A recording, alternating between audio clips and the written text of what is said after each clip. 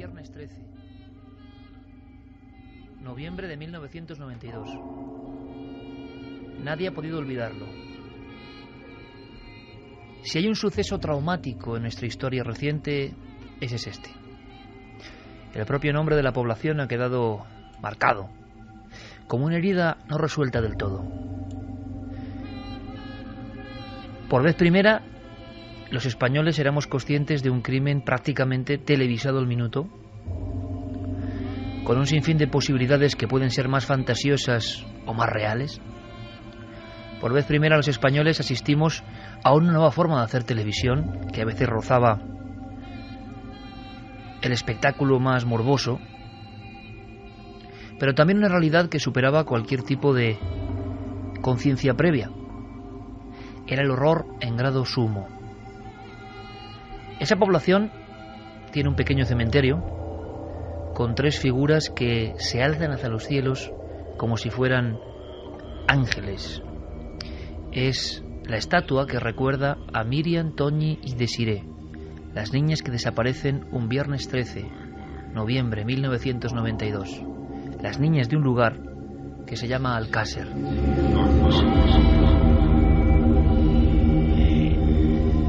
Lo recordamos perfectamente, a nadie se le ha podido olvidar. La expectación, la desaparición. Ahora revisando viejos papeles, ahora revisando documentos, ahora indignados ante ciertas cosas, no solo en este caso que estamos viviendo, parece que nos visitan viejos fantasmas. Parece que resucitan antiguos horrores.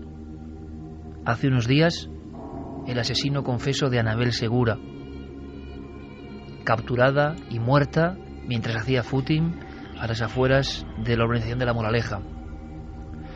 Pero apenas 48 horas después, Miguel Ricard, asesino, para algunos supuesto, de las niñas de Alcácer, por lo menos participante en aquella terrible orgía de sangre, en un lugar donde ni los lobos acuden, lo decían algunos escritores, un lugar remoto, la Casa de la Romana, pues también sale en libertad, con un pasamontañas. Se produce una sensación quizá parecida a la de aquellos años, una sensación de no saber qué está pasando exactamente.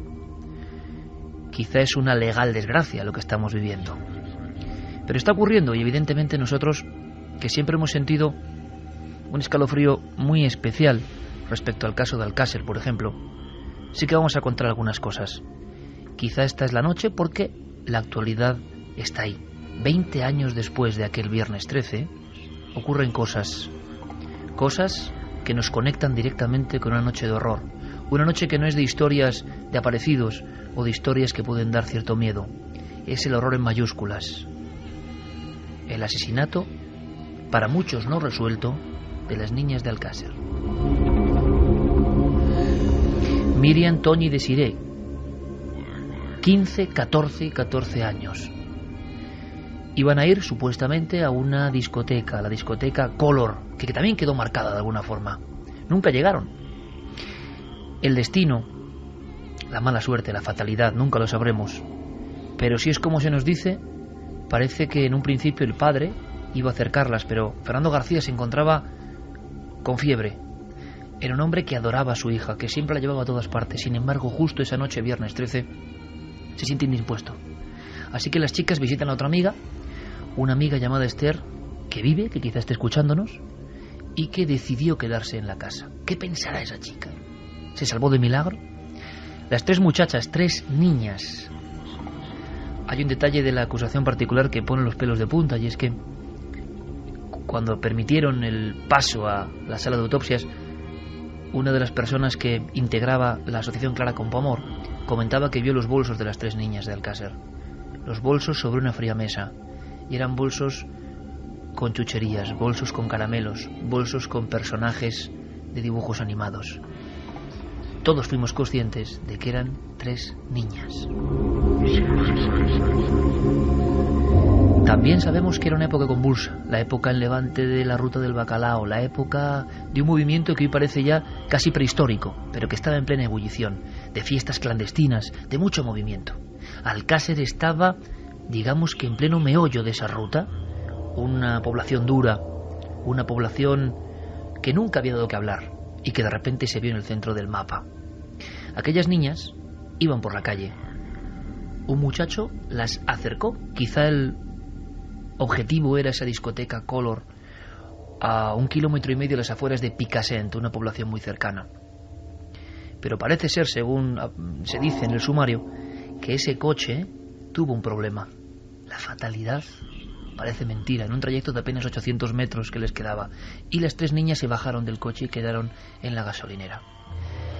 Cuenta la historia oficial que en ese momento un coche con varios individuos, no se sabe si 2 o más individuos, se aproxima, quizá pidiendo ayuda o solicitando la atención de estas 3 muchachas. Allí se pierde la pista. Casi 2 meses después, el 27 de enero de 1993, unos colmeneros, en un día con frío, descubren lo que ellos piensan que es un puño de hombre con un reloj, una mano cadavérica que, como con un siniestro saludo, parece emerger de las entrañas de la tierra. Allí llegan buenos amigos de este programa, como Javier Martínez, del periódico Las Provincias, que asiste aterrorizado a la exhumación de 3 cuerpos. Lo primero que se ve son 3 cinturones juveniles, y después la Guardia Civil, que pensaba ya en una fuga, en trata de blancas, en una huida, en un secuestro, confirma la peor de sus pesadillas. En una fosa, en ese paraje absolutamente inhóspito llamado La Romana, en una casa de la que apenas quedan las estructuras o el esqueleto de piedra, ahí, enterradas, llevaban no se sabe cuánto tiempo, las 3 muchachas, Miriam, Toña y Desiree. Rápidamente, la propia policía, la Guardia Civil, contempla que hay un volante médico expedido a un tal Anglés. En realidad es Antonio Anglés, aunque viene a nombre de su hermano. Él a veces hacía esos giros extraños de cambiar su propio nombre.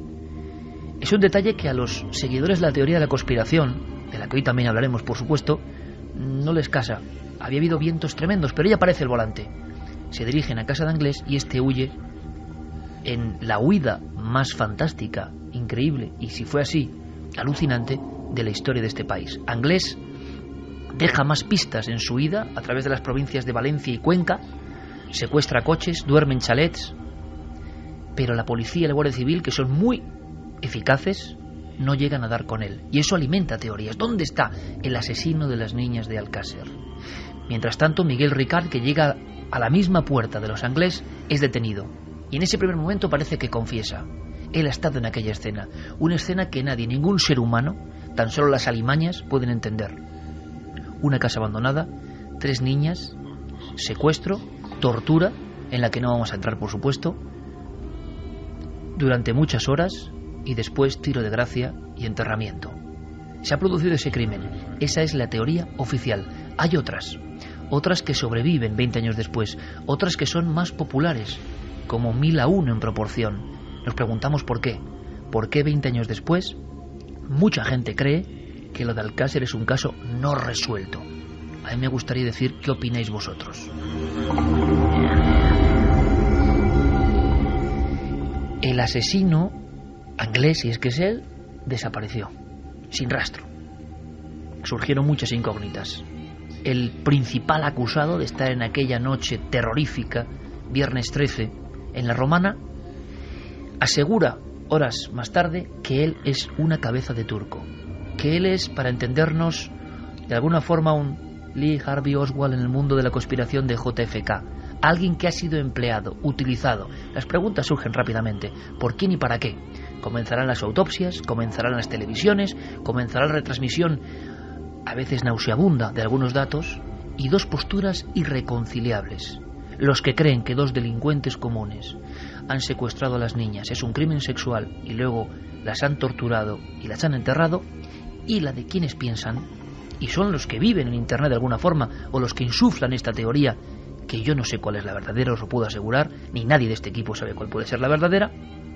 Creen que hay un grupo de poder, una secta, un cripto club que secuestra a las niñas, utiliza para eso lo que diría el argot de la delincuencia, a 2 machacas para hacer ese trabajo sucio, y que luego incluso también les piden que les den el tiro de gracia a cambio de algún tipo de beneficio. Todo ha sido una escenografía, una fiesta macabra. Estamos en la época en la que se habla de snuff movies, de grabaciones de muertes, de rituales de sexo extremo. Pero todo esto es leyenda, todo esto se ha mantenido en el tiempo, hay pruebas para saberlo.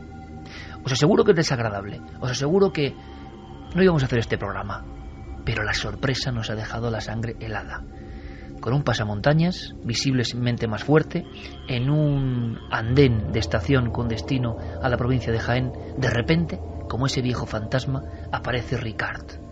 Por lo que sabemos a día de hoy, acusado de las muertes de 3 niñas, una noche, viernes 13, 1992. Os adelanto ya, y abrimos líneas de contacto de inmediato, que hay una explosiva entrevista con Juan Ignacio Blanco esta noche. Ahora os contaremos un poco Juan Ignacio Blanco quién es, por qué se convirtió en hombre polémico también, se asoció con el padre de una de las niñas y creyeron que estaban detrás de la verdad. No es la verdad oficial, estaban convencidos de que había un grupo sectario, entre comillas, vamos a llamarlo así, que había hecho un ritual. Y no solo eso, que lo había hecho antes y que quizá lo siguió haciendo después. Por lo tanto, todos los padres, todas las madres de este país podían estar en peligro. Se consideraron justicieros, creyeron, con el aplauso popular, que iban a llegar a la gran verdad. Pero esa gran verdad, si seguimos los documentos, se ha convertido en juicios, se ha convertido en multas, se ha convertido en amenazas de cárcel. ¿Seguirá manteniendo Juan Ignacio Blanco, el criminólogo de la tele, el hombre que dejó prácticamente sus quehaceres y se metió en la espiral demoníaca y oscura de Alcácer, lo que decía en su día? ¿Qué ha sabido? Sin poner ni quitar, simplemente dejándole que hable a él y a otros participantes de la opción más ortodoxa, podéis opinar. Nosotros nos guardamos nuestra propia opinión. Sinceramente, no tenemos argumentos, o quizás sí nuestros compañeros lo digan, para mantener una y otra hipótesis. Abrimos líneas de contacto. Carmen, buenas noches. Buenas madrugadas, Iker. Un tema espinoso y estoy seguro que a muchas personas le van a surgir esos fantasmas. Pero claro, estamos en una semana de delirio absoluto. Estamos viendo auténticos demonios, no digo solo por este caso, y ni sé qué ocurrir exactamente en este caso, pero muchos, tiene una lista y Javier Sierra que da pavor, que están saliendo a la calle y que será muy legal y todo lo que ustedes quieran, pero esto sí que da miedo. Vamos a abrir líneas de contacto, Iker, para que nos hagan llegar sus opiniones, sus preguntas sobre los temas sobre los que vamos a tratar esta noche en Milenio 3. A través de las redes sociales nos tienen que buscar en Nave del Misterio, en Twitter, en Google Plus y en Facebook, y nuestro correo electrónico milenio3 con número @cadenaser.com. Javier Pérez Campos, compañero, buenas noches. Hola, Iker, buenas noches. Con Jerey Martínez y con esta música de Eros 9, que es un poco de pesadilla, y es verdad, estoy seguro que hoy vamos a tener pesadillas algunos del equipo y algunos oyentes, y yo lo lamento mucho de verdad, porque no es nuestra motivación. Nos conocéis ya un poco y queremos trazar líneas de ilusión, de entusiasmo, de misterio, sí, pero aprendiendo algo. Yo no sé si vamos a aprender algo, lo que sé es que es la noticia y que muchos de vosotros habéis preguntado qué pasó con esto. Hablamos a veces de conspiraciones lejanas y la gran conspiración sobre un tema criminal es la de Alcácer. ¿Habrá argumentos o no los habrá? Ojalá saquemos algo en claro. Santiago Camacho, buenas noches. Buenas noches, Iker. Javier Sierra, buenas noches, compañero. Buenas noches. Y con Fermín Agustí, Diego Marañón, Guillermo León, todo el equipo, Nave del Misterio, todos preparados en ikerjiménez.com.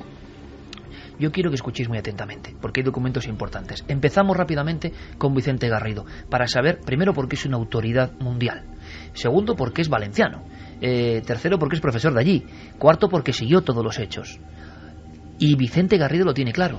No hay ninguna conspiración. Por desgracia, 2 delincuentes comunes, asociados en una noche de juerga extrema, hicieron esto. ¿Vosotros qué pensáis? Escuchamos a Vicente. Bueno, creo que todas las ideas que se pusieron sobre la mesa en aquellos años eran un poco producto de la situación de pánico que se produjo y la consternación, porque era la primera vez en la historia de España, y de hecho no ha habido posteriormente otro delito de esas características, ¿verdad? Entonces era la primera vez en España y por ahora la única que se había asesinado a 3 niñas o a 3 jóvenes en un mismo hecho criminal. Eso generó una situación de pánico, de incredulidad, y estableció una digamos, situación de consternación en la sociedad como nunca había ocurrido.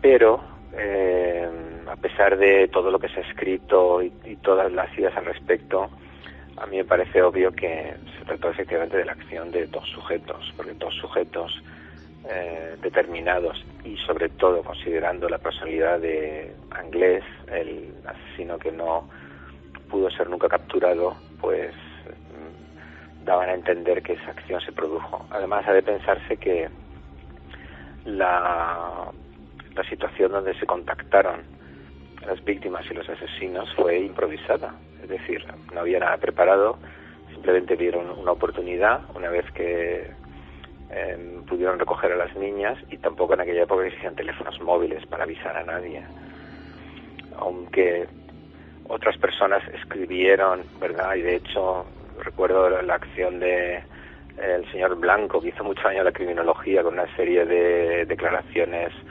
verdaderamente duras. Mi opinión, que he podido construir hablando con muchas personas que participaron luego en la investigación, que llevaron adelante el juicio, etcétera, es que era la acción efectivamente de los dos sujetos que resultaron incriminados.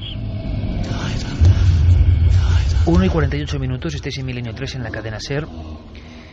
Hablaremos también hoy de Anabel Segura, como ejemplo de esos fantasmas que vienen a visitarnos de forma inesperada, como auténticas pesadillas hechas carne y hueso. Como decíamos, ayer mismo salía Ricard, no nos lo podíamos creer. Él dice que es inocente.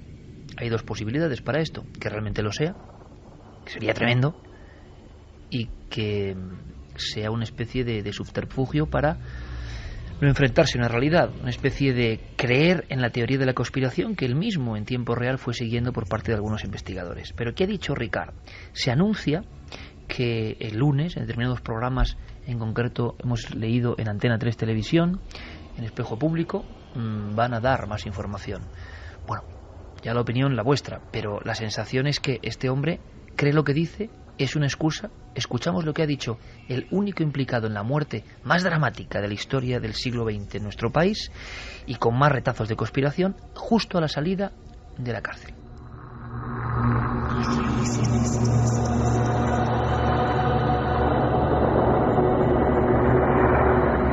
La verdad es que mantengo lo que dije en su día, que soy una puta cabeza de turco de esto, y punto, se ha acabado. No he infringido la ley en mi vida, he cometido errores, he robado un banco, he hecho gilipollas, pero de ahí a lo otro, no. Lo que hicieron con esas chicas no tiene perdón de Dios.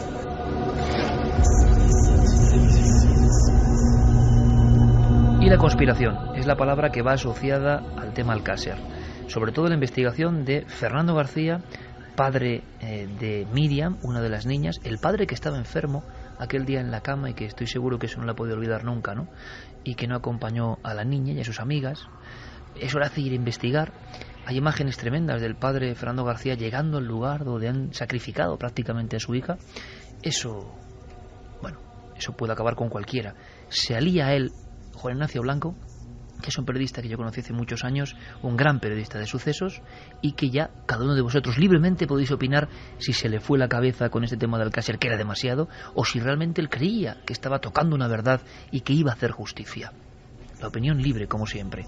Pero la conspiración, ¿qué opinan de la conspiración los investigadores? Por ejemplo, Juan José Requena, que ha hecho un libro sobre Alcácer recientemente, Javier Martínez de las Provincias, la primera persona que ve el lanzamiento o exhumación de los cuerpos, o el maestro Paco Pérez Avellán, que es sorprendente, que antes creía en la versión oficial y ahora parece que no. Les escuchamos. Yo creo que el móvil es exclusivamente lúdico-sexual y que los que hay detrás pues es un grupo de estos elitistas de degenerados. Miguel Ricard y Antonio Anglès no son más que dos cabezas de turcos, no tuvieron nada que ver en el rapto, tortura, violación y asesinato de la niña en Alcácer. La teoría de la conspiración que tanto defendió Fernando García y bueno, algunos de sus seguidores, yo la verdad es que me he leído prácticamente todo el sumario, son muchos folios, y para mí no hay ni conspiración, ni complot, ni vídeos snap. Como mucho, cabe la posibilidad, y de hecho la sentencia deja la puerta abierta a la participación de una tercera persona. Yo no creía en esto hasta que lo comprobé perfectamente en el sumario, ¿no? Que efectivamente hubo unos responsables intelectuales que no fueron nunca capturados.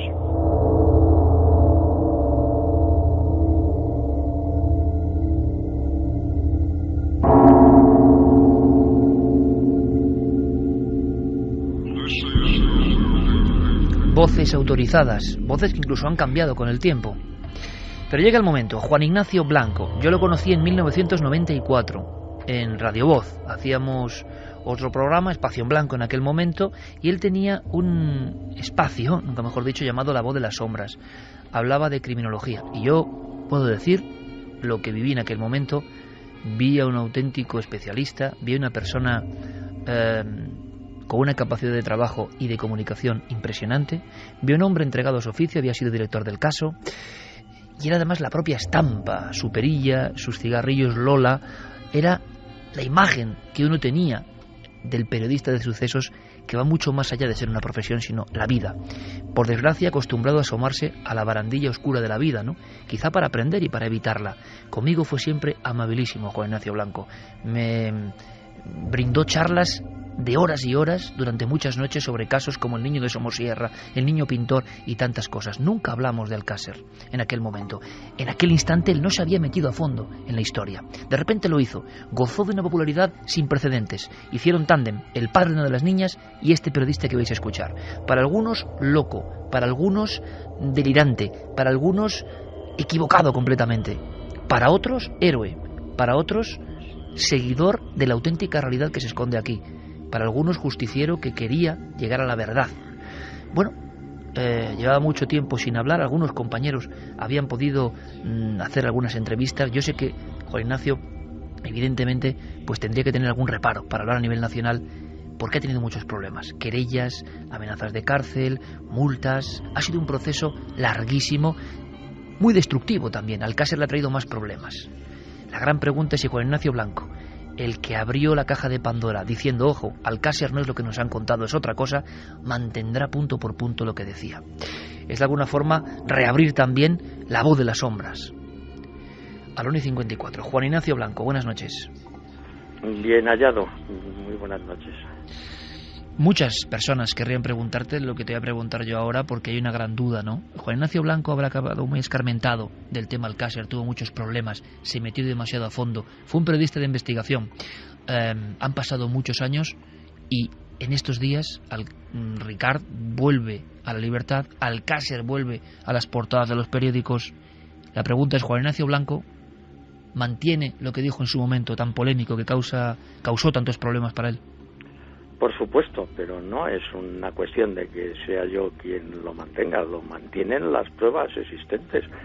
La versión oficial del caso Alcácer, que plantea la autoría de ese supuesto Antonio Anglés y la de Miguel Ricard, condenado por la Audiencia Provincial de Valencia, está basada única y exclusivamente en que supuestamente Miguel Ricard declaró que él junto con Antonio Anglés eran quienes lo habían hecho.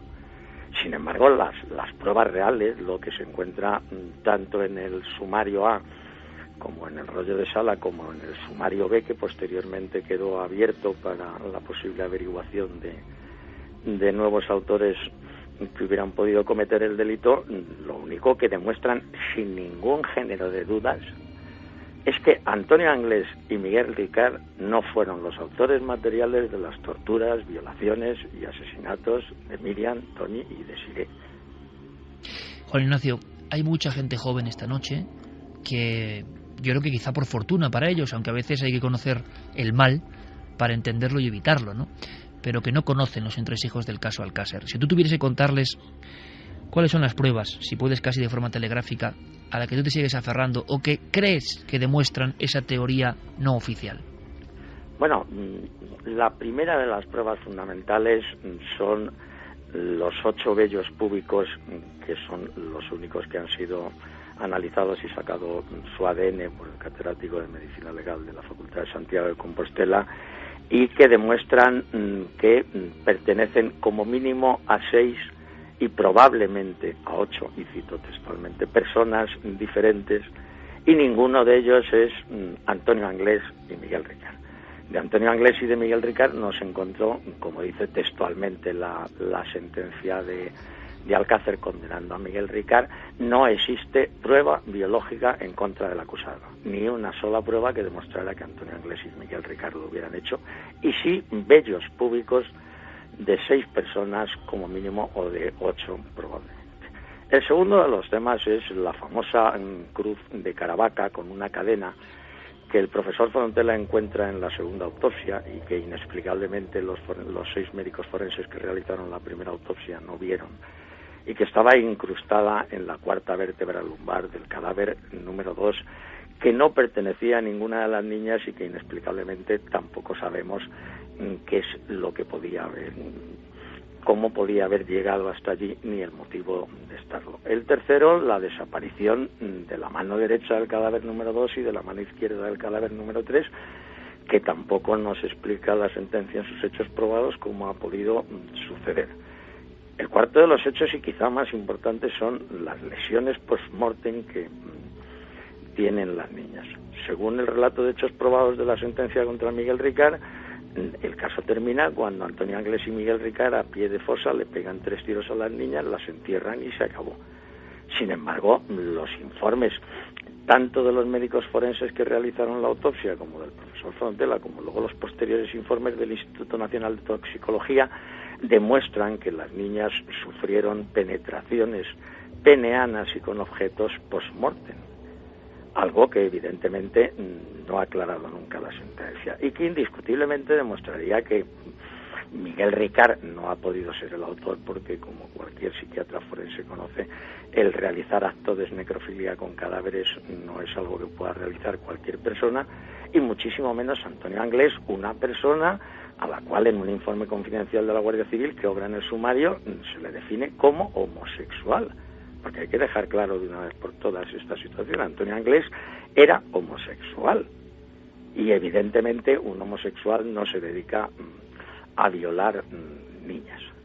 El siguiente de los hechos es la desaparición de la práctica totalidad de dientes en las niñas, pero fundamentalmente en las 3 desaparecen los 2 incisivos mediales sin que tengamos ningún tipo de conocimiento de cómo ha podido producirse eso. La ausencia de la mayor parte de las uñas en los cadáveres de las niñas, que si no hubiera existido doble enterramiento, como plantea la versión oficial, pues tendrían que haber aparecido en el interior de la fosa en ese cribado tan minucioso que luego se realizó y que sin embargo no aparecieron, y esas uñas tuvieron que desaparecer en algún lugar. Juan Ignacio, está clarísimo, y además lo estás argumentando, pues como tú sabes, con una gran rotundidad. La gran pregunta que nos hacemos desde fuera, sin saber qué ocurre y por qué este silencio y por qué esta hipótesis tiene tantos seguidores en la red, pero no, evidentemente, entre los legisladores u otros investigadores, incluso periodistas que se enfrentaron a vuestra teoría. Tú la encabezabas, ¿no?, junto a Fernando García, de alguna forma, digamos, popular. Todo el mundo os conocía. Hay detalles y anécdotas tremendos. La gente confiaba plenamente, ¿no?, en que ibais a llegar a una verdad que era mucho más peligrosa y que sobre todo iba mucho más allá de Alcácer. ¿Por qué? ¿Por qué no triunfan estas pruebas, Juan Ignacio? ¿Por qué 20 años después la teoría que se sigue manteniendo es la de que Ricard y Anglés hicieron todo esto? Sin embargo, ahora Ricard lo que dice, y parece que se anuncia, no podemos dar más datos, pero parece que se anuncia en un programa de Antena 3 el próximo lunes, declaraciones explosivas. Sabemos algo, que es que él dice ser un cabeza de turco. ¿Qué opinas primero de estas declaraciones de Ricard en concreto? Hombre, en realidad Miguel Ricard, hubiera sido el autor o no, al salir de la cárcel sus declaraciones lógicamente tendrían que ser las de yo soy inocente y yo no he hecho nada. Eso es algo que es absolutamente lógico. No va a salir de prisión reconociendo y diciendo que violó y mató a las niñas. Evidentemente, él lleva manteniendo hace mucho tiempo el mismo papel y la misma situación desde antes de empezar el juicio. Otra cosa es que nadie haya querido dar pábulo a ese hecho, porque en el propio juicio en el que fue condenado, en su declaración, él nunca admitió haber realizado ninguno de estos hechos y se confirmó como un cabeza de turco, e incluso habló de las presiones que había recibido por parte de la Guardia Civil, que es algo que se trató durante el juicio. Pero evidentemente Miguel Ricard, lógicamente, lo que va a decir siempre es eso, que él es muy bueno y que no ha tenido nada que ver y que él ha sido un delincuente y ha atracado bancos y cosas así, pero que lo de matar y violar nunca lo ha hecho. De todas maneras, yo me he entrevistado en diferentes veces con Miguel Ricard, le he tomado declaraciones más de una vez en el sumario B, en el que yo estoy personado como acusación popular, y Miguel Ricard sigue manteniendo, lógicamente, que él no ha hecho nada de todo eso. Juan Ignacio, has dicho doble enterramiento. Bueno, evidentemente, si algo hay demostrado por las pruebas biológicas encontradas es que efectivamente los cadáveres de las niñas no estuvieron los 75 días enterrados en la fosa de la Romana, donde posteriormente aparecieron. Eso, bueno, hay un hecho muy claro para demostrarlo. El primero, la ausencia de livideces cadavéricas. Yo comprendo que a lo mejor hay gente que no lo sabe, pero en los cadáveres, como es lógico, cuando el cuerpo fallece, la sangre baja hacia las zonas más declives del cuerpo, y si el cuerpo se mantiene en esa misma posición, pues esas manchas rojas que se mantienen ya constantemente. En el caso de las niñas de Alcácer, algo que les llamó la atención no solo al profesor Frontela, sino a los 6 médicos que practicaron la primera autopsia, es que hay una ausencia de livideces cadavéricas que nadie consigue explicar el porqué. Y luego el segundo detalle fundamental es la presencia de fauna cadavérica en los cadáveres. Es decir, en los cadáveres hay moscas, en los cadáveres hay larvas de insectos, y lógicamente, si los hechos se han producido como dicen, que es las matan a pie de fosa y las entierran, es absolutamente imposible que toda esa fauna cadavérica haya podido desarrollarse en ese lugar. Pero como inexplicablemente no se analizó ni se estudió en ningún momento esa fauna cadavérica para haber averiguado precisamente la data de la muerte, porque uno de los temas en los que yo estoy completamente en contra es que las niñas permanecieron vivas durante muchos días. Por lo tanto, ¿qué pudo pasar, Juan Ignacio? Si puedes, digamos, hacer un guión terrorífico, evidentemente, de tu hipótesis, trasladarla casi a escenas, lo que has trabajado durante tanto tiempo. La teoría, hemos escuchado, está fundamentada en el aspecto de la hipótesis heterodoxa por diferentes vías, además, ¿no? Se habla de grupos poderosos, se habla de encargo de unos delincuentes de poca monta simplemente para hacer un trabajo y que luego pasan más cosas. Se ha llegado a hablar de criptogrupos o sectas. ¿Qué hay de todo esto en tu opinión personal, Juan Ignacio? Bueno, mira, yo antes que nada quisiera tener un recuerdo con la duquesa de Medina Sidonia, que en paz descanse, que es quizás mi gran adalid en toda esta investigación y que más nos ha ayudado y nos ayudó económicamente y en todos los aspectos a conocer qué es lo que ocurre. Pero por intentar ser breve, aquí ocurre que por intereses concretos de unas personas concretas se encarga a un grupo de delincuentes el secuestro de estas 3 niñas, que una vez que se realiza el secuestro con las 3 niñas, amén de los diferentes actos que ocurrieron, que ahí tendríamos que charlar durante mucho tiempo porque tú has planteado las diferentes hipótesis de lo que pudo suceder, pero evidentemente algo absolutamente terrorífico. Pero fundamentalmente hay que tener muy claro que el móvil no es un móvil sexual. El móvil de Alcácer es un móvil de poder. Y ese móvil de poder es el que hace que estas personas contraten a esas otras personas para que secuestren a las niñas, que las mantienen vivas durante un determinado tipo de tiempo, que incluso llegan a plantear chantajes al Estado, y que finalmente, tras llegar a determinados acuerdos, pues los cadáveres aparecen en un lugar determinado junto con los culpables, uno de ellos muerto ya. Nos hablas, por lo tanto, de un grupo de personas que trazan una especie de plan macabro con un sentido no sexual, como tenemos todos más o menos asumido, ¿no? Que hay un crimen sexual con una serie de vejaciones sobre las muchachas. ¿Podríamos estar viendo algún tipo de ritualística en todo esto? Esos elementos que antes has contado de alguna forma sueltos, una cruz de Caravaca, algunas amputaciones. ¿Habría una especie de escenificación de algo en esas noches diferentes en tu teoría, Juan Ignacio? Exactamente. Es que una vez que se tiene el producto, y perdón por la expresión, que no es ningún menosprecio hacia las niñas, pues se realizan con ella otro tipo de actuaciones colaterales. Es decir, aprovechando que tenemos esto, vamos a utilizarlo por aquí, vamos a utilizarlo por aquí y vamos a utilizarlo por aquí.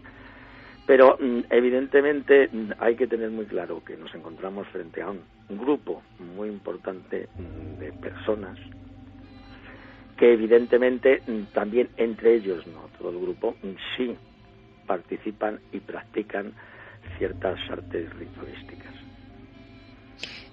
¿Se podría ahondar más en eso, Juan Ignacio? ¿Ritualístico en qué sentido? Porque yo he escuchado grupos, estaba muy de moda, y tú lo sabes como periodista de investigación que eres, el asunto casi del satanismo, la criptomasonería, sociedades secretas, o grupos más bien de personas adineradas que quieren dar rienda suelta a sus perversiones, porque son mundos muy diferentes, ¿no? No, por supuesto, no tienen absolutamente nada que ver, pero no, ese segundo mundo de personas de poder y dinero que simplemente se quieren pegar una pasada con las chicas, yo eso le tengo absolutamente descartado. Es decir, no se trata de una juerga. No se trata de una juerga, en tu opinión, sino de algo perfectamente planificado. No, por supuesto, pero desde la primera línea hasta la última. Es algo además que se ha planificado en un tablero. Es un hecho que está tremendamente estudiado. Es decir, yo aquí recibí muchísimas informaciones del que tiene algo de información, que no es la Guardia Civil ni la Policía Nacional, sino que es el CNI. Entonces, evidentemente, el caso Alcácer es una apuesta contra el Estado importantísima. Y evidentemente en esas ramificaciones no todas las personas que participan en la trama pertenecen a estos grupos, pero muchas de esas personas sí pertenecen a determinados grupos que evidentemente son de gran complejidad como para que nos pongamos a detallarlos. Tú afirmaste que llegaste a ver incluso una filmación de estos hechos. Yo no sé si sigues pensando que eso fue así, entregaste la filmación a las autoridades, evidentemente. ¿En qué quedó todo eso? Bueno, es que lo que hay que tener claro es que las investigaciones que nosotros realizamos tenían una fuerza fidedigna tan importante como para que el entonces ministro del Interior, don Jaime Mayor Oreja, me recibiera a mí el día 14 de diciembre del año 1996, para el que quiera consultar las hemerotecas. No creo que el ministro del Interior reciba muchos periodistas para hablar de un caso concreto. Eso significa que antes has tenido que pasar pues desde el subsecretario hasta por toda la escala desde abajo, contando, explicando y demostrando los datos que tienes. Entonces, evidentemente, una de las cosas que había no era una grabación, era más de una grabación que yo tengo en mi poder y que evidentemente se entregaron en el Ministerio del Interior, porque yo entonces tenía un sentido de la responsabilidad absoluta. Yo podía haber editado sin comprobar la veracidad o no de las cintas cuando estábamos en el Mississippi, haberlas publicado y haber montado el bochinche o haberlas vendido o haber ganado dinero, pero yo entendía que eso tenía la gravedad suficiente como para entender que el caso Alcácer no lo voy a resolver yo, el caso Alcácer lo tienen que resolver los tribunales de justicia, evidentemente con la ayuda y participación de los miembros y fuerzas de seguridad del Estado. Entonces yo, claro, que entrego esa cinta al asesor del ministro en las siguientes reuniones que nosotros mantenemos. ¿Eran filmaciones reales? ¿Tú identificabas a los personajes? Vamos a ver, la más importante de las que hay no es una snap movie. Nunca he comentado que sea una snap movie. Es una filmación en la que está sobre una camilla el cuerpo de una de las niñas y van pasando por delante en una especie de fila, como rindiendo no se sabe qué, porque no se hacen gestos, van pasando, van parando, van mirando, pues como cuando alguien va a un velatorio, y aparecen, pues eso, una serie de personas que entran por una zona de la escena, dan la vuelta a la camilla y salen por el otro lado. Juan Ignacio, este criptogrupo de poder, tú crees en su existencia, y la pregunta ¿es el único acto, el de Alcácer? Porque también hay una pregunta ahí pendiente, ¿no? ¿Estas personas siguen siendo un peligro? ¿Esa escenificación es única? ¿Hay que tener miedo porque estas personas siguen con la sed de volver a hacer chantajes con ritualística de este tipo?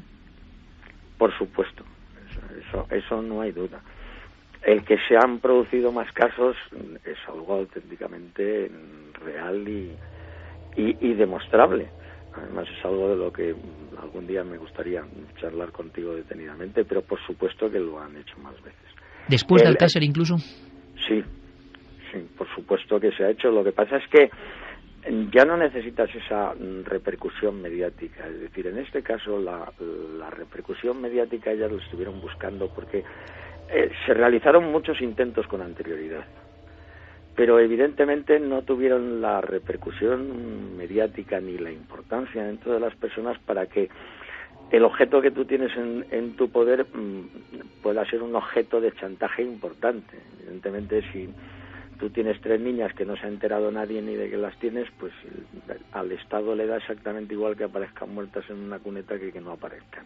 Y es uno de esos tantos asesinatos que se producen en nuestro país, de los cuales, pues como desgraciadamente ya las páginas de los sucesos parece que en este país no se producen asesinatos nunca, y tenemos una media de 3 asesinatos diarios, y sin embargo yo leo las páginas de sucesos de los periódicos, que me sigue gustando mucho, interesando mucho, y aquí no matan nunca a nadie. Es decir, entonces, salvo asesinatos muy concretos que hayan podido, bueno, el caso de Marta del Castillo, determinados casos que han, gracias a la labor de los medios de comunicación, pues les han dado más bombo y más platillo, el resto de los sucesos no desaparecen, pero evidentemente claro que estas personas siguen matando, ¿sabes? Y matarán cada vez que lo necesiten. ¿Tienes miedo por tu seguridad, Juan Ignacio? ¿O lo has tenido? Bueno, miedo no, pánico.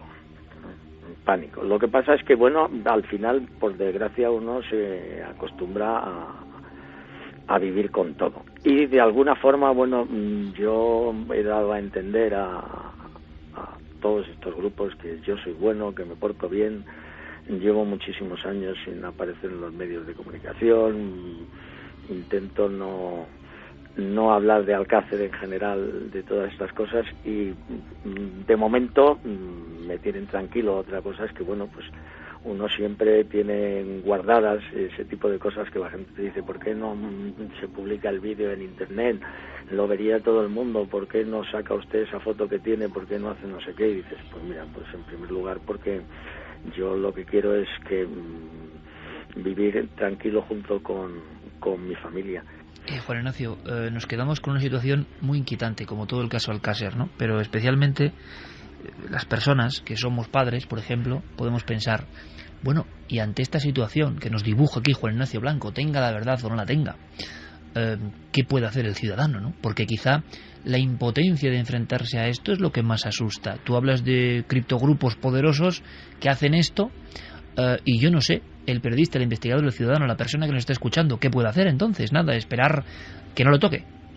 Exactamente, rezar y que no te toque la China. No hay otra solución frente a ello. Lo que sí ha habido, y es algo de lo que sí me siento tremendamente orgulloso y que quizás ha sido lo que ha dado sentido a todo lo que he hecho, es que yo tengo la absoluta seguridad de que le he salvado la vida a más de un niño y una niña. Y eso ha merecido la pena por todo lo que se haya hecho. Juan Ignacio Blanco, que ha sido un auténtico placer hablar contigo, saber de ti, de tus investigaciones que prosiguen. Sé que tienes un dominio web, un auténtico portal para investigación del crimen que es visitado, sí. Murderpedia, visitado en todo el mundo, y que espero que volvamos a encontrarnos. Un fuerte abrazo. Para mí ha sido de verdad un auténtico placer volverme a reencontrar contigo y, bueno, sobre todo agradecerte esas maravillosas palabras que dices de mí en tu editorial y sobre todo tu amistad después de tantos años. Muchas gracias por todo. Juan Ignacio Blanco, gracias. Milenio 3. Detrás del misterio. En busca de una respuesta. Cadena SER.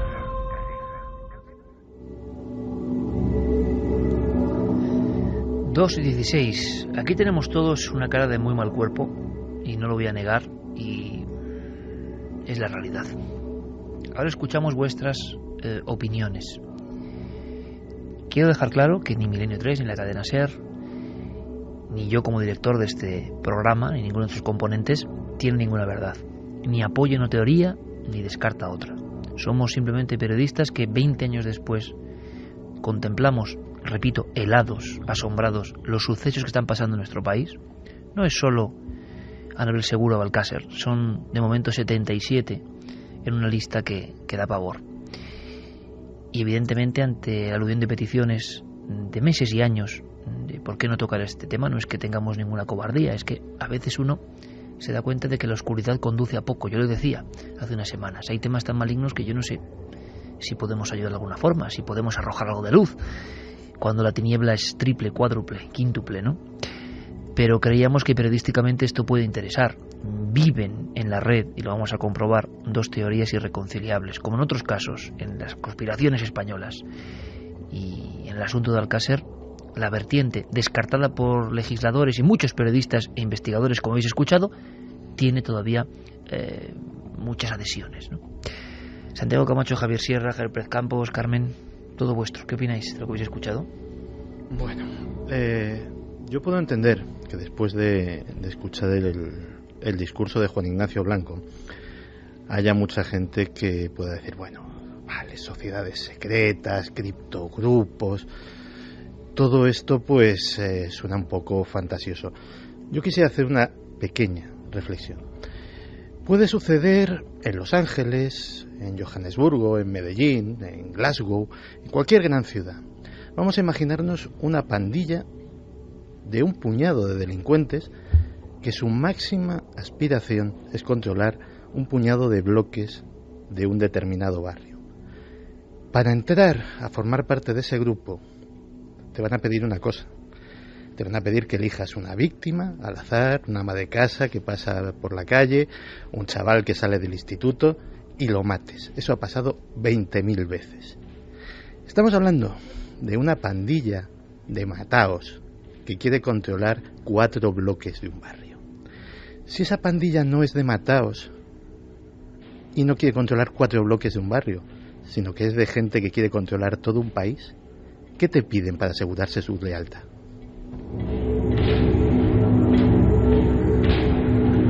Pues no sé si lo he entendido bien, Santi, pero lo que dices me da mucho miedo y tiendo a pensar, ¿no?, que aquí hay mucha fantasía o que no se complementa. Caso, es que eso da mucho miedo. Si fuera así, Santi, esta gente no se deja grabar.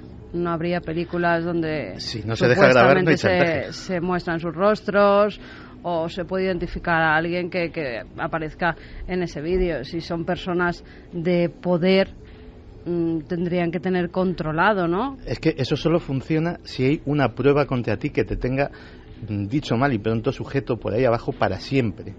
Que no puedas traicionarle salvo después de haberte suicidado. O sea, claro, no hay otra. Pero no te dejarías grabar. Si no te dejas grabar, ¿qué prueba tienen contra ti? No, ese estuvo, pues tu palabra contra la mía. Bueno, y en caso de que existieran estas filmaciones, yo la pregunta que me hago es, si una persona está constantemente defendiendo una versión a la contra de la versión oficial y de repente caen en tus manos estas filmaciones que de alguna forma atestiguan a tu favor, no sé si yo pondría en manos de la justicia o de esa gente que defiende la versión más oficial estas filmaciones, ¿no? Si sabes que ellos precisamente están intentando hundir toda esa versión alternativa. Yo tengo la sensación de que Juan Ignacio Blanco ha mandado un mensaje entre líneas con todo lo que ha dicho. Es decir, claro, sabe mucho más de lo que puede contar. Si él realmente tiene esas filmaciones, yo no soy nadie para afirmarlo o negarlo, el mero hecho de que lo haya dicho y que lo esté diciendo durante todo este tiempo es como un mensaje se supone que la inteligencia que estaba detrás de este crimen. Si las tiene, y como dice Javier Pérez Campos, no las ha puesto en manos de la justicia, en fin, está en una situación muy delicada el propio Juan Ignacio Blanco, ¿no? No sé. Dice que sí las entregó. Sí, él habla de Mayor Oreja. Sí. En su época que sí que las entregó. Otra cosa es que no hicieran nada con ellas. O asesores. tampoco igual directamente, sino asesores de... Aquí lo sorprendente, y lo que dice Santiago, y a mí me aterra, esto sería posible, es decir, yo entiendo perfectamente al periodista que se mete en una historia y cree de verdad lo que está haciendo, y observa lagunas que parece que además todos los investigadores, esto es importante, reconocen, porque hace 20 años no es hoy, que había lagunas.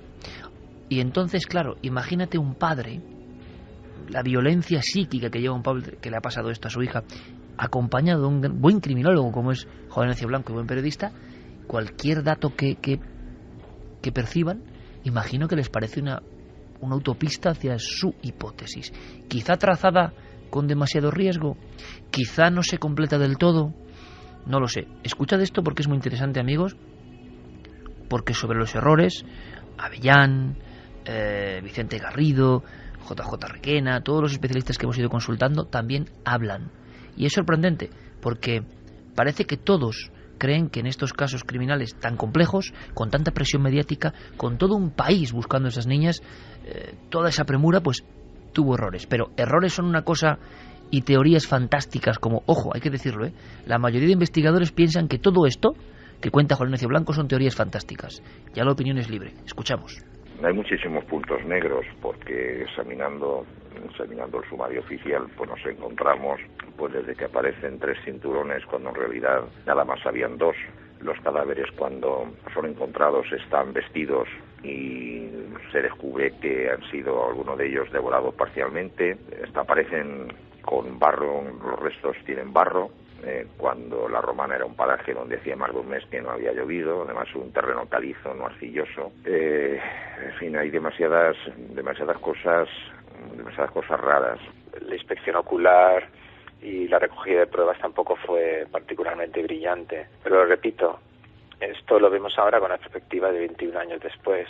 Yo revisando muchos crímenes de hace pues esos años o periodos muy cercanos, pues encuentro con frecuencia lagunas, deficiencias que hoy en día serían inexplicables. Que hubo fallos en la investigación, por supuesto, pero no hay que olvidar que las 2 primeras declaraciones de Miguel Ricard confiesa los hechos y da una versión con una serie de detalles sobre cómo les realizaron las lesiones que coinciden con las lesiones que luego detectaron los forenses en las autopsias. Luego, a partir ya de la tercera declaración, intoxicado quizá por esa teoría de la conspiración que defendía Fernando García, es cuando se inventa que la habían torturado. Por ejemplo, en el caso de la niña de Alcácer, el levantamiento de los cadáveres es una cosa que todo el mundo debería estudiar para ver cómo no se debe hacer un levantamiento de cadáveres. Y así sucesivamente. Cuando pusieron el potente ojo público de la televisión sobre el sumario Alcácer, todos empezamos a aprender que había que cambiar, que hay que mejorar los métodos de investigación y de lucha contra el crimen en España. Evidentemente Alcácer cambió muchas cosas, ¿no? Y de aquellos barros vienen estos lodos, y la sensación tremenda de incluso dentro de los que defienden la conspiración hay personas como JJ Requena que habla de un crimen sexual, lo que imaginamos casi de leyenda, que igual es verdad, yo no lo sé ni aquí nadie lo sabe. Pues un grupo de personas muy adineradas que con una especie de desviación sexual quieren un espectáculo con personas capturadas. Pero por otro lado, en la conspiración, lo habéis escuchado hace un momento, Juan Ignacio Blanco dice que no, que de eso nada, simple chantaje. A mí hay un aspecto en esta historia que es de mero contexto histórico que me preocupa un poco, ¿no? Cuando ocurre la desaparición de las niñas de Alcácer en 1992, uno de los temas que aparecen con más frecuencia en las páginas de los periódicos en ese momento es el tema de las sectas. Totalmente. En 1990 y 1991, lo recordaréis, una diputada, Pilar Salarrullana, se pone al frente de una comisión parlamentaria para el estudio de las sectas y se habla continuamente de sectas satánicas aquí y allá, y el foco además se pone sobre la Comunidad Valenciana en ese tiempo. De Levante, sí. Exacto, toda la zona de Levante es el epicentro de malísimas organizaciones como las Hermanas del Halo de Belcebú y otras con nombres igualmente siniestros. Con el tiempo se demostró, con estudios un poco más rigurosos, que muchas de las acusaciones y de las denuncias de Pilar Sala Rullana y de esa comisión parlamentaria para el estudio de las sectas estaban fundamentadas en la nada. Había leyenda, por tanto. También. Exactamente, es decir, que había salpicado incluso a la vida del hemiciclo una serie de informaciones que estaban basadas en rumorología, que cuando se fueron a investigar hubo otros investigadores y periodistas de investigación como Pepe Rodríguez, por ejemplo, que se metieron más a fondo en esa cuestión y que descubrieron que detrás lo que había era humo, es decir, absolutamente nada. Cuando salta el tema de las niñas de Alcácer, desde un primer momento se habla también de este asunto de las sectas y se lo vincula, yo creo que por un contexto histórico natural en ese momento, porque era de lo que se hablaba en Levante fundamentalmente. Por lo tanto, yo no sé, de verdad, no lo sé, porque no lo sé. Si de repente, a fecha de hoy, 21 años más tarde, seguimos equivocados con ese asunto y también puede que nos encontremos con humo detrás. Santi, a mí me interesa una cosa. Evidentemente, ante declaraciones tan tremendas, ¿no?, sean reales o no, de Juan Ignacio Blanco y los seguidores de la conspiración en el tema Alcácer, lo que hay que trazar es paralelismos, ¿no? En otros lugares del mundo, de Europa, han pasado cosas parecidas. Se habló en la misma franja de tiempo del tema del Templo del Sol y de los asesinatos en Bélgica con niños, y los defensores de esta teoría heterodoxa decían, oye, ¿qué ha pasado en Bélgica? ¿Ha pasado en no sé dónde? ¿Qué pasa? ¿Que en España no van a pasar estas cosas? Pues en aquella misma época, y se ha sabido hace muy poco, por poner un ejemplo, en Reino Unido, el presentador infantil más popular de la BBC, Jimmy Savile, mantenía una red pedófila que implicaba a importantes cargos tanto del gobierno como del parlamento como de las grandes casas nobiliarias de aquel país. Curiosamente, aquello se mantenía más por una red de favores mutuos y una red de chantajes que porque estuvieran realmente interesados en tener sexo con los niños. Era una cuestión de yo me fotografío con el niño, patatín, patatán, y ya te tengo... Pero explícanos un poco, porque eso, por ejemplo, yo creo que Carmen se ha quedado confundida, yo también me he quedado confundido, no acabo de entenderlo muy bien. No es que digamos que sea en Alcácer, pero esta especie de chantaje, como dicen, ¿cómo funcionaría? Yo no lo entiendo muy bien, Santi. Esto funciona de la siguiente... Supongamos que hay un criptogrupo que secuestra niñas. Es tan antiguo como la mafia. Es decir, sencillamente todos los miembros de un grupo determinado que tiene unas intenciones poco claras o directamente delictivas, como muchos grupos, como por ejemplo las pandillas estadounidenses a las que hacía referencia, los Crips y los Bloods en Los Ángeles en la época del crack y todo eso, pues básicamente necesitaban unos lazos de lealtad entre ellos muy fuertes, que no hubiera delaciones, etcétera, etcétera. ¿Cuál era la forma de garantizarse que jamás hubiese un chivato entre sus filas? Que estuviese tan pringado como ellos, es decir, que tuviesen el resto de los miembros del grupo la suficiente artillería contra él en caso de que fueran detenidos por culpa de una delación suya. Es decir, vale, nos habéis detenido, este se ha archivado, pero que sepáis que este se cargó a fulanito tal día, a tal hora, con este arma que la tenemos nosotros. Digamos que ese es el funcionamiento, es decir, asegurarse la lealtad inquebrantable de los miembros. ¿Crees pero estamos en España? Vamos a ver, aquí siempre alguien se va de la boca. Esto que vemos, y esa gente, si es que hay gente implicada, muy importante, tendrán familia, tendrán hermanas, tendrán hijas. En algún momento la conciencia no les remueve y uno de ellos, aunque sea uno, tira de la manta. ¿De verdad te crees que estamos hablando de gente con conciencia? O sea, me parece un poquito ingenuo, ¿eh? Pues a lo mejor soy ingenua, pero creo que en algún momento dado esa gente... tiene una hija que le puede pasar exactamente lo mismo. Pero Santi habla evidentemente de una postura que es la del mal. El mal, cuidado, el mal, dicen, para los negocios, el mal casi siempre imbricado o unido al ultramaterialismo, para conseguir unas cosas. ¿Hasta qué punto el hombre se convierte en lobo para el hombre, en auténtico demonio? Claro, yo creo que quienes no creemos en el mal, quienes no lo tenemos dentro, de alguna forma, o intentamos pelear con él, te asombra mucho que haya personas malignas, porque claro, estamos en una sociedad, ojo, un ejemplo, que justifica permanente el mal. Alguien hace un crimen atroz y están preguntándose lo primero si tiene algún problema, si en la infancia no sé qué. Oiga usted, que en la infancia no sé qué, que hay personas que dejan su facultad de seres humanos conscientemente de ello, pero estamos en una sociedad que no quiere ver el mal. Pobrecito, siempre habrá hecho algo, habrá que... ¡Qué trauma! Pero oiga, que hay personas guiadas por el mal. El mal existe también, y eso quizás sea un problema, ¿no? Ya la no sabes, identificación. La mejor teta del diablo es convencer a la gente de que no existe. El mal existe. De hecho, dentro de muy poco, y supongo que a raíz de esto, pues tendremos que hablar de psicópatas en algún momento, en alguno de estos programas. Lo decíamos hace algún tiempo. Según el estudio al que recurras, entre un 3 y un 10% serían calificables como psicópatas. No todos los psicópatas son criminales, pero estamos hablando de personas que, llegados a hacer cualquier tipo de cosa, no tendrían ni remordimiento ni escrúpulo, sobre todo si supiesen que no les iban a pillar. La falta de empatía, la falta de sensibilidad. Y nos preguntábamos en la redacción, ¿no?, si hay un proceso de falta de empatía, de falta de sensibilidad, si los hechos más macabros y terribles ya no nos convulsionan porque estamos viéndolos a través de la pantalla todo el día, si hay una especie de cloroformación y bueno, sale un asesino, es que luego hablaremos de Anabel Segura y dice, yo he pagado. Oiga usted, ¿cómo que ha pagado? Que ha acabado con una vida humana de una niña de 22 años. ¿Pero usted qué está diciendo? ¿Pero usted qué está diciendo? ¿Le ampara la ley o no? Cuando la ley se separa tanto de la mínima humanidad. Entonces, ¿qué ocurre? Que bueno, eso va pasando, no, es que es legal, es que... Y quizá nadie acude al momento, acude al instante en que alguien arrebata la vida al otro, que no nos lo podemos ni imaginar, y se legisla con una frialdad que es alucinante. Dos preguntas pongo sobre la mesa. ¿Lo legal es lo justo? No. ¿Y lo justo es lo correcto?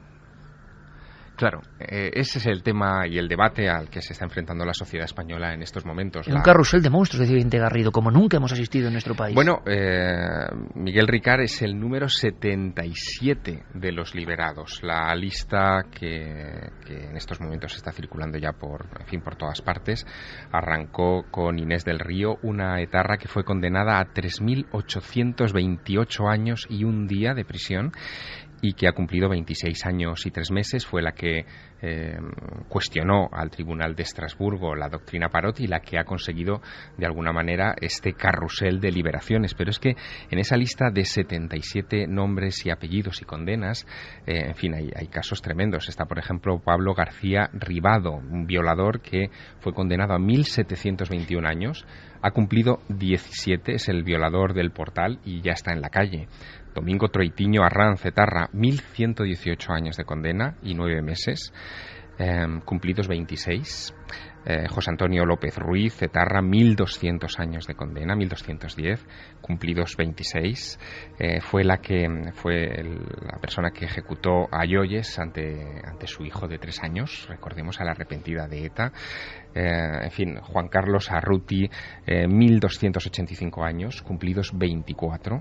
Juan José Zubieta, 1.851 años, otro etarra, cumplidos 22, está en la calle, etcétera, ojo, etcétera. Al asunto de los psicópatas, violadores, asesinos de niños. Lo hemos dicho alguna vez, que es como atentar contra lo más sagrado del universo, ¿no? Y que quizá la sociedad en su conjunto, aquí sí puede haber conspiración o no, no lo sé, como que, bueno, te habla de lo legal, de bueno, sí, tiene que ser así, llevarse las manos a la cabeza, pero estamos asistiendo a algo y nunca se piensa mucho en la víctima. Claro, el horror de arrancar una vida conscientemente de que se hace.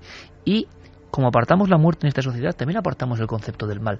Claro, ni los curas, entre comillas, creen en el diablo, pues ¿cómo vamos a creer en el mal, no?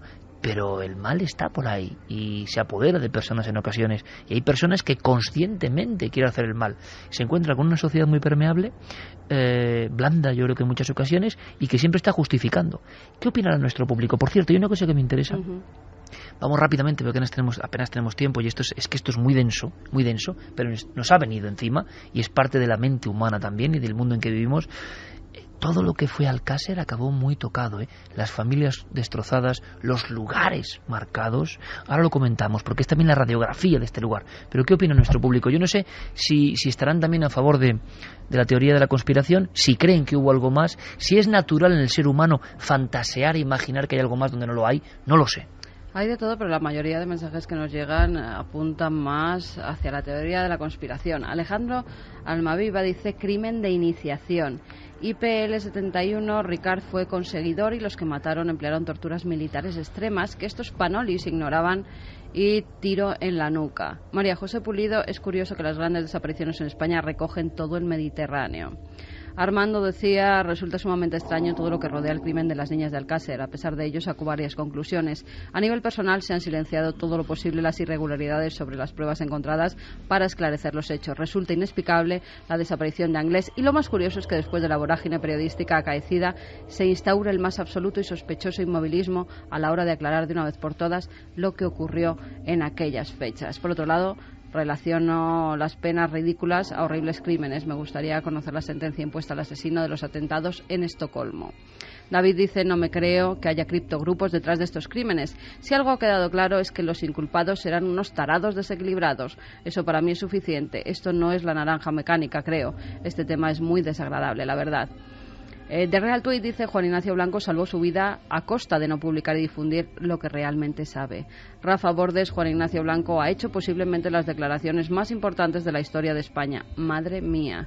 Ana María: buenas noches, milenarios. Estoy escuchando la entrevista y tengo dos preguntas. La primera es si la sentencia de Ricard fue condenado como autor de los hechos o como colaborador necesario para la ejecución de los mismos. Colaborador necesario. Ya que, según estoy escuchando, realmente no existen pruebas biológicas de que fueran los autores. Y la segunda pregunta es si no he entendido mal, el segundo acusado, es decir, Anglés, ¿está muerto? Estoy de acuerdo en que en este caso hay un velo oscuro que no dejó satisfecho a nadie. Nos decía también Navegante Milenario: todo este caso me recuerda a la sección de Santi Camacho, esos grupos de poder que tienen una doble vida y practican ritos indescriptibles. Los cuerpos aparecieron porque quienes lo ordenaron así quisieron. Los de chantaje al Estado implica que alguna autoridad lo tenía que saber. De piedra la entrevista con Juan Ignacio Blanco. Antonio Recio: yo no veo conspiración, sino un asesino que intenta escaquearse, primero para evitar la cárcel y ser castigado por los presos, y ahora para intentar que la gente le deje en paz. Es simplemente un asesino que dice: nunca he infringido la ley, he atracado un banco. Además, aunque solo hubiese participado, es igual de culpable, aunque se hubiese limitado a poner a las niñas en manos de terceros por dinero o el motivo que sea. María: esto huele a chamusquina. Con este tipo de cosas siempre siento que somos unos imbéciles, que nos lo creemos todo, del ámbito que sea. Fran Fernández: madre mía, cuántas lagunas, por favor, que un caso de tal magnitud pueda tener tantas carencias es infame. Baurk: tiene una pinta de que aquello fue una orgía con drogas y alcohol que se fue de madre y se tapó de malas maneras. Inés Luján: Juan Ignacio Blanco ha resumido todas las incoherencias del caso Alcácer. Está muy claro que la versión oficial es imposible. Vinico: Ángel, Anglés y Ricard no fueron los únicos. Seguro que había más gente y de poder e influencias. Zombie dice: el crimen de Alcácer guarda similitudes con los crímenes de los narcos en México o Colombia. Eloy Olmo: esto sí que es un misterio. ¿Cómo pueden liberar a asesinos? ¿Una ley de derechos humanos? Manu Fernán: entonces, ¿por qué sigue vivo Ricard? ¿No es un peligro para los verdaderos autores? Lo asombroso de todo esto es que algunas autoridades judiciales están diciendo que hay, dentro de esta lista amplísima que ha comentado Javier Sierra, violadores, psicópatas que creen que van a reincidir. De Anglés lo dijeron, de Ricard, perdón. Claro. Lo dijeron, que no era conveniente que saliera porque podía volver a delinquir, que era... Entonces la desprotección es la de la gente que va por la calle. Totalmente. Pero no solo eso. Los sacamos a la calle y encima les pagamos 400 y pico euros, cuando en España hay niños que no tienen que llevarse la boca. Es todo eso de nuestros impuestos. Esto es una especie como de locura, ¿no? Que cuando uno observa la locura en la que vivimos, la estructura burocrática ha vuelto todo del revés. Lo más esencial del ser humano está vuelto del revés. Yo creo que por fortuna también nadie concibe muy bien lo que es una muerte arrancada violentamente. No se suele ver, ¿no? Uno no es consciente. Por eso hay esa lejanía. Bueno, lo han matado y la gente... No, es que es mucho más grave. Es que matar es algo que yo creo que no imaginamos. Y ya matar a alguien indefenso y matar a unas niñas, pues imaginaos.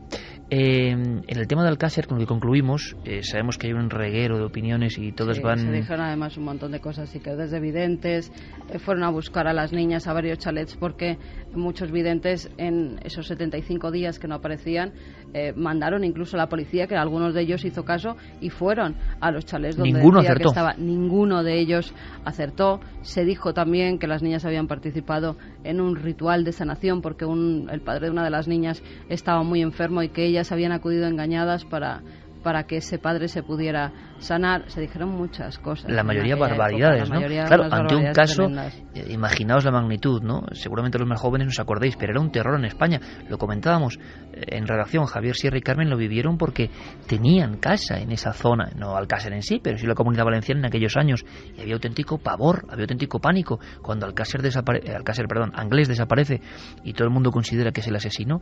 Hay terror en las calles, terror con las chicas encerradas en casa, ¿no? Sí, nosotros además, pues lo has dicho tú bien antes, era la época de la ruta del bacalao, que no solo era en Valencia, sino que era por toda la comunidad valenciana.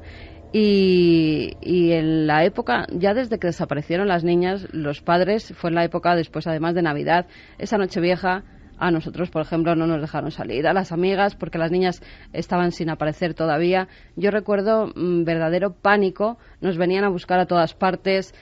Había ciertos rumores de que los asesinos estaban por la zona de Alicante, incluso en la zona que yo vivía, entre Guardamar y Torrevieja, se decía que la pinada de Guardamar estaba, cuando ya se sabía que eran Anglés y Ricard, que estaba Anglés, que se había escapado desde Valencia. Recuerdo cómo incluso la policía hizo varias redadas por la zona ante los rumores crecientes que había, y que mucho tiempo no nos dejaron salir solas, que los padres venían a buscarnos porque había auténtico pánico social en la zona. En Alcácer hablábamos del cementerio, tiene que ser impresionante, ¿no? Está esa figura de las 3 niñas como elevando sus alas, ¿no? Niñas que tenían todo un proyecto de vida, es lo que ocurre, ¿no? El contraste entre alguien que ha cometido la barbarie, sea quien sea, no me estoy refiriendo a este caso, a cualquier otro, y sigue viviendo, a ver si me dan un trabajo, no sé qué, y uno ya no piensa en esa niña que tenía todo el proyecto de vivir, y que alguien que se cruzó en su camino se lo segó. Fíjate, Iker, ese cementerio es muy visitado por gente que va de vacaciones o que pasa por la zona. Dicen los enterradores allí que mucha gente, sobre todo en verano, que es cuando la gente más veranea en la Comunidad Valenciana, se acercan hasta allí, aunque estén veraneando en otros pueblos, simplemente para hacer una fotografía al monumento que se hizo a las niñas de Alcácer. Son las 3 niñas unidas en un solo cuerpo y desplegan unas alas y miran hacia las alturas, ¿no? Es impresionante, es un caso único por todos los componentes que tiene, ¿no? Y el misterio de alguna forma para muchos sigue ahí. Todo quedó maldito. Es verdad que tocar Alcácer parece un poco maldecirse también, ¿no? Y yo espero el mal trago, que no sea mucho el que estamos dando esta noche, pero es nuestra obligación, que también somos periodistas, ¿no? Y esperáis de nosotros que contemos cosas que van al fondo de la mente humana, de la conspiración, de lo que no se cuenta, porque seguramente os contarán muchas cosas, pero esto seguramente también no. La discoteca, ¿os acordáis? Lo decíamos al principio, estas pobres crías iban a una discoteca llamada Color, había una fiesta del instituto, las 3 tenían una hora de estar en casa, a las 9:30, eran ya las 8 y desaparecen. La propia discoteca, donde nunca llegaron, se arruinó, nadie quería ir, vieron miedo al lugar, familias de las niñas que murieron prácticamente de pena, desolados. Esas familias ahora han hablado algunos de los padres y no se lo pueden creer. Todo lo que tiene que ver con Alcácer es una geografía también de la destrucción, ¿no? La discoteca desapareció en enero de 2012, la echaron abajo, y durante todos estos años había cambiado varias veces de nombre para que no se identificara con la discoteca de las niñas de Alcácer, y que no tenía ninguna culpa el pobre negocio, pero en ningún caso, y viendo ya que eso no remontaba de ninguna manera, decidieron tirarla porque se estaba convirtiendo en un lugar para que la gente sin techo durmiera, y entonces pues los dueños del terreno decidieron echarla abajo. Pues escuchad ahora esto, por favor, porque un día antes de la salida de Ricard, resulta que vuelve, como decíamos, ¿no?, como un miedo ya superado, antiguo. Es un hombre con pelo largo, gafas, un gorro, un aspecto un poco mendicante, con un carrito, y resulta que lo reconocemos porque enseguida nos viene a la memoria la historia de Anabel Segura, una chica que en una lujosa urbanización de Madrid salía a hacer footing, no tenía otra culpa, salir a hacer footing, y de pronto, cerca del colegio escandinavo, en la zona de Moraleja, para una furgoneta blanca y 2 individuos la secuestran. Aparecerá muerta mucho tiempo después. Decía este hombre, el churrero le llamaban, que ha salido a la libertad, que fue un error, que él ya ha pagado su pena. Curioso concepto también, pagar pena, ¿no? Ya ha cumplido. Esa niña, 22 años, apareció muerta y fue como un revivir el caso Alcácer, aunque individualizado. Aquí lo interesante de cara al misterio es que por vez primera se contó con grupos de investigación, de visión remota, muchos videntes. Por desgracia, los videntes a veces lo único que hacen es embrollar el camino de la investigación, pero aquí supimos, tanto en Alcácer como en Anabel Segura, demasiado poco tiempo entre 2 crímenes tan horrendos, que la policía muchas veces conectaba con ellos. Pero si algo sobrecoge es, por ejemplo, la llamada de la falsa Anabel Segura. La propia familia, que acabaron hastiados de videntes y de gentuza, creyeron, no era Anabel, pero creyeron casi por la esperanza de aferrarse a que su hija estaba viva. Hubo 900 días de secuestro, entre comillas, que luego se convirtieron en muerte, una muerte mucho más rápida de lo que las autoridades pensaban. Y escuchamos también a una de estas personas pidiendo dinero, porque aquí la mezquindad, el dinero, al parecer motiva todo esto. Hola, padres. Esta gente no me cuida mal, así es que a ver si esto se termina pronto. Hasta luego. Papá. Adiós, mamá. Hermana, te quiero mucho. Adiós. Ahora escúchame con atención. ¿Han escuchado la voz de Anabel? Si no se cumplen todas nuestras peticiones en la entrega del dinero, dentro de 30 días después de recibir nuestra cinta, son un poco las voces de la maldad humana. ¿Hasta qué punto? Ellos sabían que habían matado cerca de la población, en la comarca de la Sagra, a esta chica, la habían dejado en una fábrica abandonada, y aún así siguieron llamando durante meses a la familia pidiendo rescate. ¿Hasta qué punto? Hay que preguntarse, ya no solo sectas, criptogrupos, sino hasta dónde llega la mezquindad humana. ¿Hasta dónde? En personas que podían pasar como cualquiera de nosotros, que se podían cruzar en la calle sin ningún problema. Tenían problemas económicos y decidieron secuestrar a una chica. Se pusieron nerviosos, no tenían infraestructura, según dijeron, la mataron. Hay que imaginar a esa chica sola, ¿no? Que es de lo que casi nadie se acuerda. Se habla de legalidad, de leyes, pero de eso... Hubo videntes de todo tipo, de todo pelaje. Decía la policía en su época que había videntes que señalaban un mismo sitio en Guadalajara. Curioso, que por ejemplo 3 videntes a un inspector le dijeron el mismo pueblo de Guadalajara. Paloma Navarrete, nuestra amiga Paloma Navarrete, farmacéutica, licenciada en psicología, y que sabéis que tiene esa sensibilidad, también fue consultada por el tema de Anabel Segura. ¿Lo recuerda así? Vino a verme a la consulta una persona muy próxima a la familia de Anabel. No era familiar, era una muy amiga de la familia. Estaban muy angustiados, como es evidente, y sobre todo ella quería intentar saber qué había podido pasar con Anabel. Vino unos días, no me acuerdo ya porque esto es hace mucho tiempo, pero yo calculo que como una semana o algo así después de que ocurriera el secuestro. Entonces lo que yo pude ver en la bola de cristal es que habían sacado a Anabel en un coche y la habían llevado fuera de Madrid. Y luego lo que pude ver es que Anabel no aparecería viva, porque yo la veía que no estaba viva, y además veía que ellos se deshacían de ese cuerpo, pero yo no pude precisar exactamente el lugar donde ocurrió. Yo dejé a esta señora que vino a verme la opción de comunicar a la familia lo que yo había visto, o de no decirles nada. Ahí yo ya desaparecí del caso. 1993, la angustiosa desaparición de Anabel Segura. Y aquí ocurre una historia que conoce muy bien Javier Sierra en primera persona, única en la historia de la criminología y el misterio en España. Bueno, la historia la conozco porque en aquella época yo era redactor de la revista Más Allá, y la revista Más Allá, que en ese momento dirigía José Antonio Campoy, encarga una investigación muy curiosa en este asunto. Anabel había desaparecido en abril de 1993. A finales del verano de 1993, unos meses más tarde, decidimos en la revista Más Allá traer a 4 expertos de los Estados Unidos que habían participado en programas de espionaje psíquico. Esta es una historia que con los años después yo he ido conociendo mejor y he entrevistado a muchos de los que participaron en aquello, pero en época de la administración Carter se organizaron grupos dentro de las Fuerzas Armadas de los Estados Unidos que tenían como objetivo espiar de métodos y de formas muy curiosas, entre otras saliéndose fuera del cuerpo o provocando salidas de fuera del cuerpo o salidas al astral, como se diría en el argot esotérico, pues poder enviar esos cuerpos astrales, por ejemplo, a otras partes o latitudes remotas para ver qué está sucediendo, ¿no? Especialmente para espiar a los soviéticos.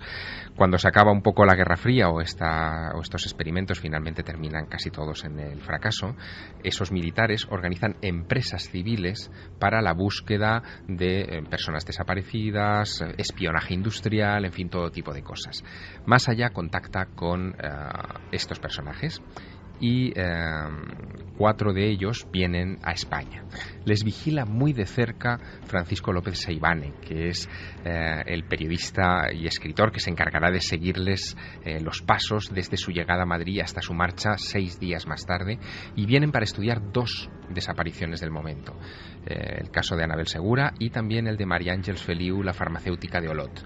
A ese proyecto lo llaman Proyecto Almas Perdidas y se organiza un operativo de investigación. Pero me gustaría que escucharas de la voz del propio Francisco López Seivane, que recuerda muy bien esta historia, por supuesto, digamos el perfil, el retrato robot de estos 4 investigadores que llegaron a España. Uno de ellos era un general retirado de la inteligencia americana, general Stubblebine, no recuerdo perfectamente el nombre, que se parecía, era una mezcla entre Lee Marvin y el Quijote de aspecto. Había un sargento retirado también de la inteligencia militar, muy gordito, que era técnico de seguimiento de satélites. Había una psiquiatra y había una mujer muy, muy gruesa también, que era pues una psíquica, ¿no?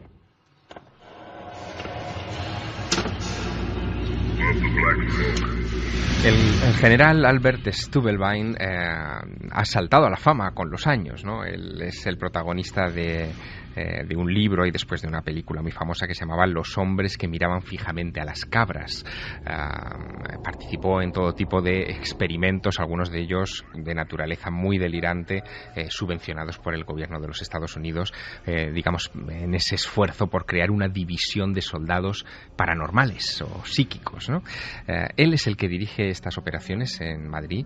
Desde el principio contradicen incluso su propio protocolo, lo que mosquea severamente a Francisco López Seivane y también a la revista, que no solamente ha pagado sus viajes desde Estados Unidos, sino que les ha puesto un chofer con conductor a su disposición, un traductor, 2 suites en un hotel de lujo en Madrid, en fin, pidieron una serie de cosas casi como si fueran... o sea, más allá de Campoy, creían que esto iba a dar unos resultados rotundos, ¿no? Sí, estaban convencidos de que esto podría dar resultados y dar un vuelco a la investigación, y de hecho les pidieron incluso informes que después redactaron para la revista. Permites, Javier, creo que José Antonio Campoy además tenía cierta amistad con la propia familia, o sea, había un conocimiento... Sí, él estaba personalmente preocupado por toda esta historia, y viendo que los meses avanzaban y que la investigación no daba resultados sobre el paradero de Anabel Segura, decidió intervenir con toda la buena voluntad del mundo para que, en fin, se pudiera arrojar algo de luz. Pero fíjate, Francisco López Seivane, que como te digo, siguió muy de cerca todos los pasos de estos 4 personajes por Madrid y por sus alrededores, valoró así la operación Almas Perdidas. Fue una operación muy complicada, muy cara para la revista, muy bien intencionada, pero aquellos señores, que eran detectives psíquicos, pues demostraron ser hasta unos principiantes, porque se contradecían constantemente y no acertaron ni una. Introdujeron muchas contradicciones. Ellos decían que no querían saber nada del caso en sí, que no querían estar condicionados mentalmente, no querían tener una información que desvirtuara sus propias percepciones, pero a la vez requerían continuamente visitar los escenarios de los hechos. En fin, había una serie de elementos ahí que no coincidían. Y de hecho, la clase de contradicciones en las que incurren es lo que termina mosqueando ya definitivamente a Francisco López Seivane, que nos lo recuerda así. Primero, ellos mismos dijeron que para no contaminarse tenían la norma de no estar en contacto con nada. No querían saber ni el nombre de la persona secuestrada, ni las circunstancias en que esto ocurrió, ni la fecha, ni nada. Pero la llegaron a Madrid, nos hicieron llevarles al sitio donde las habían secuestrado, que previamente ellos habían visualizado y me habían descrito, pero cuando llegaron allí no encontramos por ningún sitio lo que habían descrito. Y era una contradicción, porque si no podían contaminarse, ¿para qué querían ir al lugar de los sitios? Entonces dijeron que no, que es que ellos recogían información, lo ponían en un protocolo, y esto se enviaba a una serie de detectives psíquicos distribuidos por todo Estados Unidos. Cada uno de ellos no tenía ni un nombre, 01, el 02, el 03, todos estudiaban el protocolo que estos enviaban, se concentraban y emitían su propio informe con lo que veían.